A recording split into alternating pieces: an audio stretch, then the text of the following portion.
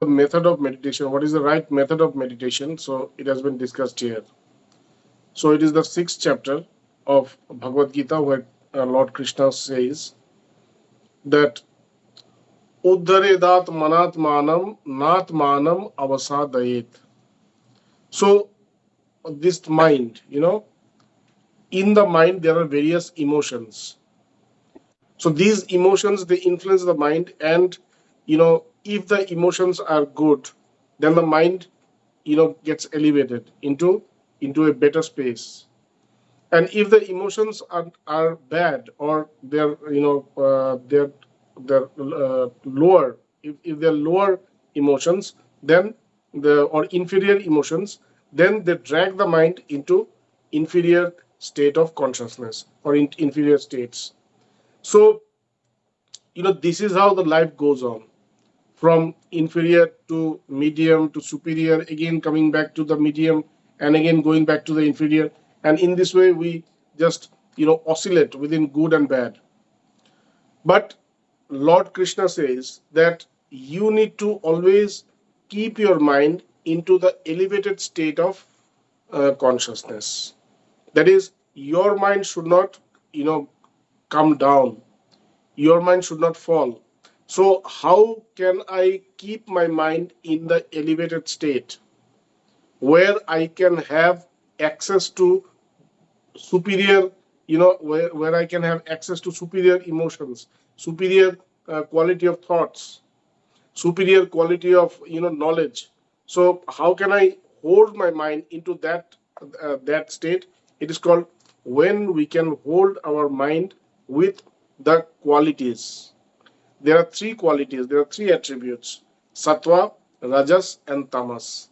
So if we can hold our mind into these into the sattvic attributes, like all the attributes which give happiness, which give joy to us, an inner joy, an inner feeling of peace, of bliss, or inner feeling of purity, of serenity.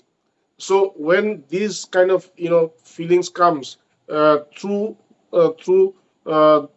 some kind of thoughts or emotions, they are called sattvic thoughts or sattvic emotions. So our duty is to always hold on those sattvic quality, so that the mind can travel further, the mind can elevate further into that space where it is beyond qualities. And that is the goal of my life. The goal of my life is not to hold on to the superior qualities, or superior superior thoughts, or superior emotions. The goal of my life is to go beyond this inferior and superior quality of thought or emotions or states. Okay. So as the yoga says, that the mind has got five states. It is called, the first one is shipta, then it's vikshipta, then it's mudha, then it is ekagra, and the last one is turiya. So when the mind gets hold to the tamasic qualities, that is the most inferior qualities, then the state of the mind is called shipta. It is completely like, it is completely distracted, it's completely distracted and destroyed. Like, the mind loses all its good qualities, the mind loses all its energy, all its power, and the mind becomes helpless helpless, sleepy all the time, and wanting to do nothing. So that is what that happens to the mind. So it says, when you hold on to these tamasic attributes, then the state of your mind becomes shipta. And then there is this rajasic attributes, that is rajas, which is called attachment, desires. When you talk about desires, you also have to talk about anger, because anger and desire, they are just two sides of a coin. Like, I have desire, so when I have desire, I have to know it very very clearly that these desires are not going to get fulfilled. And when these desires are not going to get fulfilled, then I am going to have anger. So desires and anger, they are two sides of the same coin. So when we talk about rajas, then rajas means desires and anger. So when you hold on to those emotions which only produces desires, when you hold on to those emotions or those thoughts which only produces anger, that is called rajas. So when your mind holds on rajas, the state of mind is called bikshipta. Bikshipta means complete distraction. You're completely crazy. You're crazy. You do not have control. You do not have control over your mind. You do not have control over your emotions. You just it's like the horse which is running freely. You cannot. You don't have the reins. The horses, your chariot is tied with five horses, and these five horses are running on their own. On their the five horses are running in five directions. So what is going to happen to the chariot? If the five horses are running at the same direction, then the chariot can move. Now these five horses, they don't have reins. They don't have reins, and the person who is going to control over the horses, he doesn't have any control. And the horses are running according to their own will, according to their own wish, in their independent directions. So what can happen to the chariot? So the the situation which will happen to the chariot, this condition happens to us when we hold on to rajas. Our mind does not have any control. We don't have any control over the mind, and the mind does not have any control over itself. It just keeps running and running. So this state is called bikshipta, or distracted, complete, in a state of complete distraction. And then sometimes what happens is the mind shifts from the tamasic quality to the rajasic quality, and again from the rajasic quality it comes back to the tamasic quality. So there's a shifting going on. So that state of mind is called mura. That is completely numb. He becomes completely numb. He doesn't understand what to do and what not to. He becomes completely lunatic, numb, just stupid. Stupid. He does not know what to do. He does not know what to say. He does not know what to go, where to go. He does not know what to do next. So it becomes completely, a stupid person. So that is what happens when the mind, shifts from the tamasic and the rajasic qualities. Now the third among these qualities is called sattva. Now when the mind gets hold of the sattvic quality, then the mind becomes quiet. The mind becomes quiet, concentrated. Ekagra. Ekagra means concentrated. It is concentrated into one point. And when it is concentrated in one point, then only it gains gains its capability to to perceive. It gains its capability to have this conviction about the truth. That is called dharana. When a person has the conviction of the truth, then only he can meditate upon the truth. And when he meditates upon the truth, then only he realizes the truth. So to realize the truth, it is very essential that you have the quality, you have the capability to uh, to uh, to have this perception. You have you can perceive who am I. So this only happens when your mind is calm, when your mind is you know is established into sattva. Then only you can be very calm and quiet, and then you can hold on these thoughts, perceive. And then, when you perceive the self, then you automatically go into the next step, into the fifth state of consciousness, which is called turiya. Turiya means samadhi.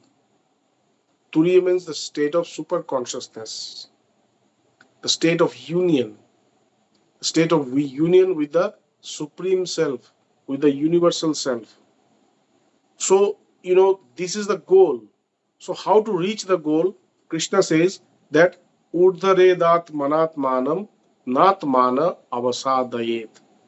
You need to always keep your mind into the higher state of consciousness. How can I keep my mind into the higher state of consciousness? When I can hold on to the sattvic qualities. When I can hold on to the sattvic qualities. When, all through my day, I will see that I don't have any attachment.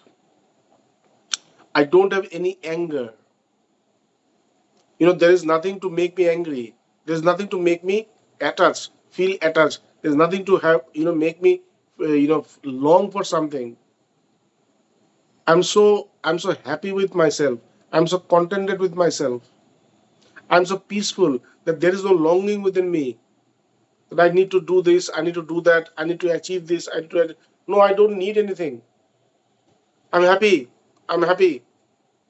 I'm happy. So when this happens, when your mind is established into this sattva, sattva, then only, you know, then only it loses its it it has it loses its capacity to get distracted, and it gains its capacity to go beyond this sattvic quality into the state of complete dissolution, complete union with the self. So Krishna says, Uddharedatmanatmanam Natmanam avasadet. You need to always be very careful that your mind should not go down, fall. It should not, it should not fall into the inferior state of emotions. Atmaiva hyatmano bandhu. If you can keep your mind always in this elevated state of consciousness, then your mind is a friend. The mind is only your friend when you have kept your mind, when you have kept your mind into the state of elevation. When you have kept your mind into the superior qualities, into the superior, superior emotions, superior thoughts, then only your mind is your friend. When you can have complete control over your mind, when your mind is peaceful, when your mind is peaceful, then only it is under your control. When your mind is distracted in a chaotic, when your mind is chaotic, then it is not under your control. It's not under your control. There is danger. There's danger. So it says, Atmanne Vatmano Bandhu, that you are your own friend. Your mind is your best friend. Bhagavan is to say, your mind is your guru. But which mind? The calm mind. The mind which is calm, quiet, still, still. That mind which is still is your friend. So, Atmanne Hyatmano Bandhur Atmaiva Ripuratmana, and your mind is also your enemy. When is your mind your enemy? That mind which is not under your control. That mind which is not under your control, that mind is your enemy. So you are your own enemy. You are your own. Now you have to decide whether I'm going to be my enemy or my friend. If you become your friend, then you will see your friend is going to take you to the to the highest level, to the highest level. And if you decide that no, I want to become my own enemy, so it is going to drag you into the lowest and the most inferior states. So you need to always cling on to the highest or the higher emotions, higher attributes, the sattvic attributes. Okay. Then in the next verse, he reiterates the same thing again. He says, Bandhurat manat tasya yenat maivat manat jita. He says that his mind is his friend. Whose mind is his friend? That mind which is under control. That mind which is under control is your friend. If your mind is not under your control, he is not your friend. So, before he said that your mind is your friend, but which mind is your friend? That mind which is under your control. That is your friend. That is going to take you to the best place ever.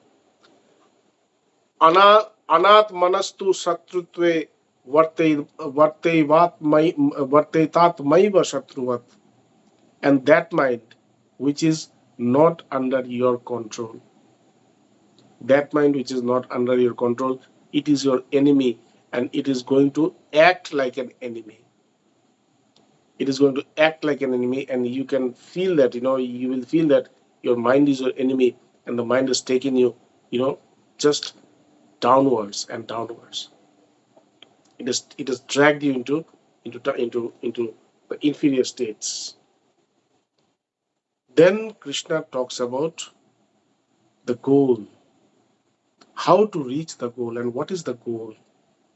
What is the goal of yoga? Why are we going to practice yoga? Why are we going to practice meditation? Why are we going to practice Vedanta? Why? He says, Jitatmana prasantasya paramatma samahita. I am going to practice yoga or meditation. I am going to practice Vedanta because by this I am going to get hold over my mind. My mind will be quiet. My mind will be calm. And because my mind will be calm, I am going to get hold over my mind. So that is called jitatmana. That I am going to get hold over my mind. And when my mind is under my control, prasantasya, then only I am happy. Then only I am peaceful. Before that, it is impossible to have peace.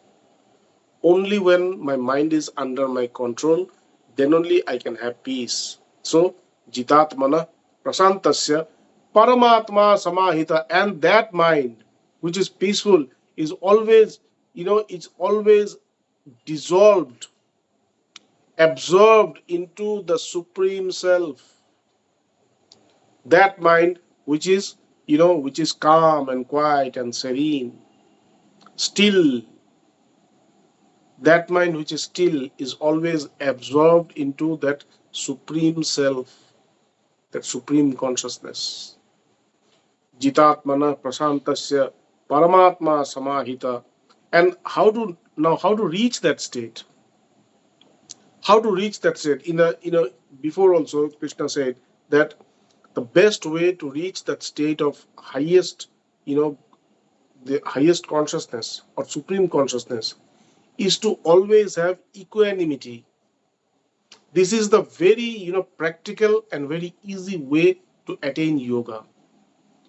In our life, during our day-to-day life, we always come across two opposite emotions or two opposite conditions.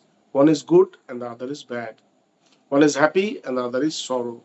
One is profit and the other is loss. So always, we have these two opposite, opposite conditions which we have to deal. And when it is favorable, when the condition is favorable to us, we are attached to that, we like it. And the conditions which are not favorable to us, we don't like it, we always run away from those. Krishna says that if you can have the same type of acceptance or rejection, if you have to accept the good, you have to accept the bad also. So the way you are accepting the good, if you can accept the bad also, then that is called sameness. So if you cannot accept bad, then you have to reject bad. So if you have to reject the bad, then you have to reject the good also. So there also you need to have sameness. So if you can have sameness, if you can have sameness in all your actions, in all your day-to-day life, then you can reach the state of supreme yoga, supreme consciousness. It says Paramatma Samahita, that is dissolved into the supreme self. Now he is giving you a very very simple way how you can get dissolved into the supreme self. He says Shitoshna Sukha Dukeshu. Like there are two seasons. One is winter and one is summer. You know, when it is winter season, it is very cold, but we don't die, we don't get depressed. Why? Because we know that this is going to pass. And there is another time which is going to come, which is summer. Okay? And for those like we in India, for us, the summer season is terrible. So when the summer season comes, what do we say? That yes, winter is also coming. It's not that only summer is going to stay; it's also going to pass. The winter is going to come. In the same way, when happiness comes, when happiness comes, you have to know that this is going to pass, and sorrow is going to come. And when sorrow comes, you need to know that this is also going to pass. Happiness is going to come. So if you can have this sameness in your approach towards happiness and sorrow, then you can attain self knowledge very easily. So it says Shitoshna Sukha Dukeshu, the way you treat cold and summer, winter and summer, the way you treat winter and summer, in the same way, if you can treat you know if you can treat happiness and sorrow, and tatha manapamanayo, and praise, and the people who praise you, or the people who criticize you, or the critics and the praisers, if you can have the same kind of approach towards both, if you can have the same kind of approach towards both, then you have attained the state of supreme yoga. You have attained the state of supreme yoga. So it says that Shitoshna Sukha Dukheshu Tatha Manapamanayo. You should always have, the same kind of approach, for your praise, as well as for your critics. The same kind of approach. Then he, he again he goes into, tries to reiterate the same thing again, and tries to make us understand better what he says. Jnana Vijnana Triptatma. Tripta means completely satisfied. So how can you become completely satisfied? When you have jnana and vijnana. Gyan means bookish knowledge, intellectual knowledge. The intellectual knowledge of the scriptures, that is called jnana. And vijnana means the realization of that knowledge.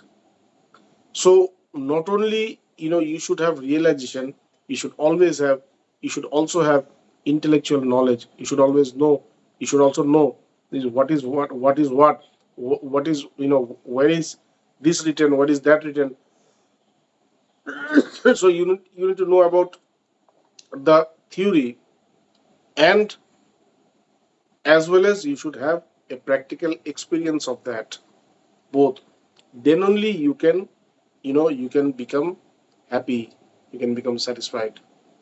Jnana Vijnana Triptatma Kuthasto Vijitendriya. Kuthastha means, Kutha means dark. Kuta means Maya, magic. So Kutasto, a person who is in the dark, who sits in the dark, but is not darkness. He is also manifesting that darkness. He is also, he's also brightening that darkness. He's also giving light to the darkness. What is that? That is the self. So you are that self. Jnana Vijnana Triptatma. The moment you attain, this knowledge and the experience, then only you can feel that, you can feel him who not only stays in the light, but he also stays in the darkness, and he manifests that darkness also. Now I see that this is darkness. How do I see that this is darkness? I see the darkness by a light. The darkness also has to be seen through a light. Without light, I cannot see that this is darkness. So when I say that this is darkness, it is not that there is no light. It is less light. There is light. So the one who is manifesting that darkness is Kuthastha, is the self. So when you have the, when you have the knowledge and the practical experience of that, then only you can know that one, that self, who not only manifests the bright side, but he also manifests the darkness also. Okay? Kuthastha Vijitendriya, and knowing whom you can gain control over your senses, over your mind. Without knowing him, you cannot have control over your senses, you cannot have control over your mind. So when you need to have control over your senses, then you have to gain control over, you have to know yourself. Know that Kuthastha, know that one who is manifesting the darkness, manifesting in the darkness, one who is manifesting himself within the darkness. Is not only manifesting the darkness, he is also manifesting himself within the darkness. Where people find nothing, there he is. He is. There people find him. There people find him. So that him is the supreme consciousness. Yukta ityuchyate yogi samaloshta ashma kanchana. A yogi, is connected with the self in such a way. A yogi, or the person who is self-realized. The person who is self-realized is connected to the self in such a way that for him, a lump of earth, a stone, okay, a stone, samaloshta ashmaka, a lump of earth, a stone, or gold is the same. He does not have any difference. A stone, a mere stone, or a mere lump of earth is the same to him as a, as a, as a, as a gold, as gold. So, that is what the yogi is. He has the sameness in everything. So when you can develop this sameness in each and every, life events, each and every moment of your life, then you know that you have realized the self. Then it says, Suhrin Mitra Ari Udasin Madhyastha Dveshya Bandhushu. He says, Suhrin means the well-wisher, one who has the same kind of, same kind of approach for all these people. Who are these people? Suhrin, that is well-wisher, Mitra, friend, Ari, his enemy, Udasin, a person who does not have,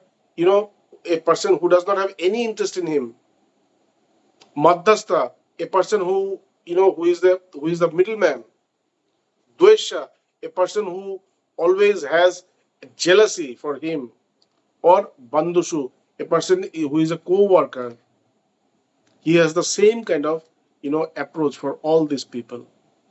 Sadhuswapi cha papeshu, and also for the, pious and the pious and the and this papeshu, and the sinner.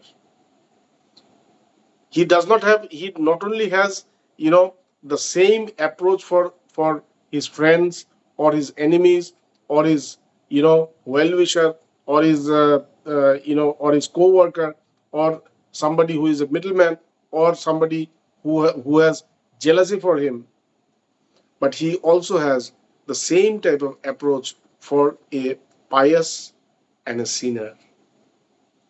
For a pious and a sinner, he has the same kind of approach. So this is called sama buddhir vishishyate. He has got the same kind of attitude, and that is called a yogi. Okay, so today we stop here.